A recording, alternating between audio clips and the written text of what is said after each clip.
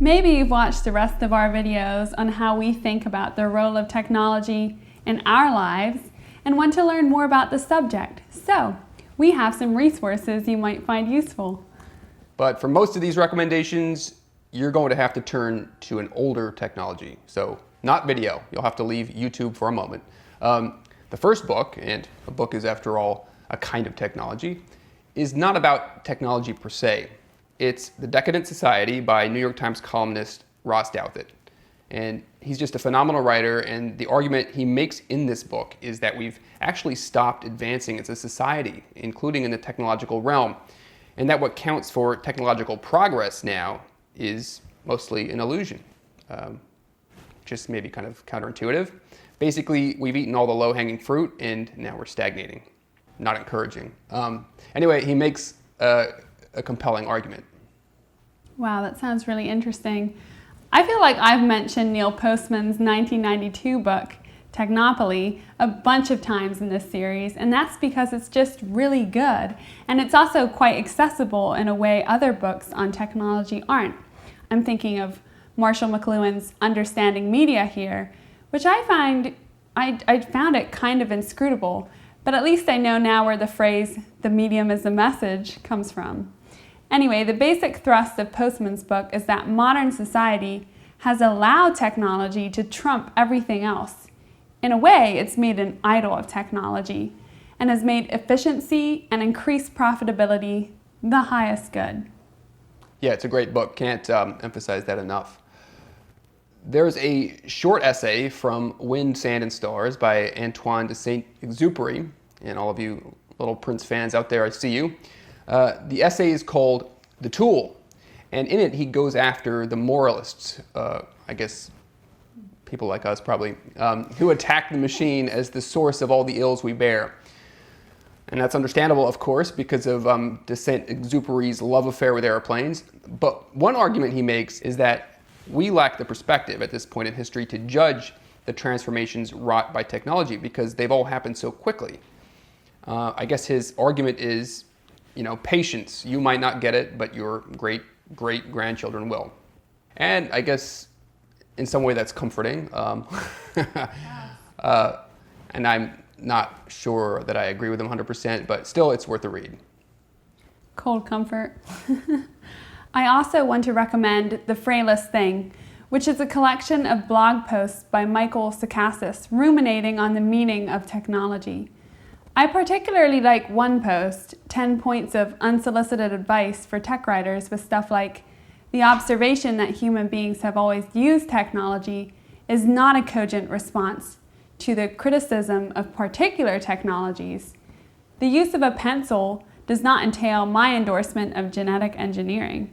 Yeah, and he really has a point there, because that's something you'll hear a lot of people push back when someone puts forward an argument against technology. They'll say, people always criticize new technology, and people criticized, the penny novel, or the printing press, or the industrial loom, and everything actually worked out. But first of all, we don't really know that it worked out for the better for us. We have no way of telling that, because that's the only world we know.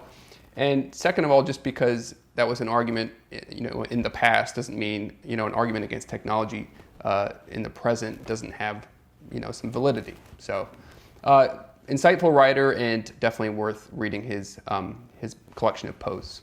And he also has a post in there about the idea of the technological sublime. That's sort of the awe and religious veneration that Americans had, and maybe still have, for technological progress. So think about skyscrapers and the Apollo moon landings, and how that has kind of held America together. And then maybe that's why when the technological sublime runs dry, which is back to Douthat's argument about decadence, there's not much left to hold us together, which is part of maybe why we've become so disunited as a country, which is an interesting thought. Tim Wu also has some reflections in the New Yorker, which are worth reading, particularly the idea that human beings have a biological need to be challenged. And when technology removes the process by which you arrive at an end, it's not always a good thing. Michael Sakassis calls it the frictionless life, and says that actually what we desire is wrapped up with the means, not just the ends. if you could really just do a direct download of information or skills like Neo in the Matrix, would that give you the same reward as achieving those things through work? Although I would love to be able to, learn a martial art in 30 seconds. That is actually one of my favorite scenes, and I totally agree with you. I'd like to just direct download some skill or something that would actually be useful. What would yours be? Ooh, gosh. Piano playing? That would be cool, but I think I would love to just know any language, like hear a language and be able to respond fluently.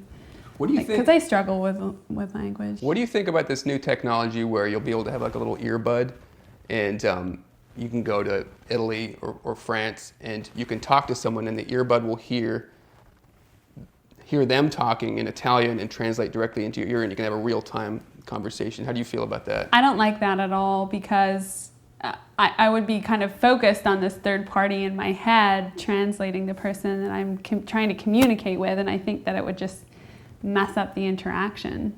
It would mess with the interaction. Yeah. But of course, that's an example. It's interesting too. I mean, translation is a good example where a language is not just the meaning in a different language. I was just reading in C.S. Lewis' Surprised by Joy, and he's talking about how he learned to read the classics, right? Homer and Greek, and how you actually have to learn to think in a different language. Not that you say, for example, you're thinking of a German phrase. I know you study German, and you don't think like, what does this mean in English? And you have that little process in your brain, but rather you actually think and dream in that language. I don't know if you're at that stage yet. Not yet, but I'm working towards that, and that's a goal that would be taken away from me with that technology. And I think it's, at least from what I gather and having spent time in Germany, it's such a triumph when you feel like you can connect not just to the words being spoken, but the person that's speaking those words, and actually just be like, I totally get that. Like, I get what you're saying, I get the expression you're using. Right. Yeah. So no to that technology, but thanks anyway. Anything to wrap this up? Let's wrap this one up with a line from an open letter the Black Panthers wrote to Ronald Reagan in 1969. The spirit of the people is greater than man's technology. Power to the people. Subscribe, and we'll see you next time. Oh yes, and the links and what have you all are below if you would like to actually engage with any of these resources. Helpful resources. Helpful. See you next time.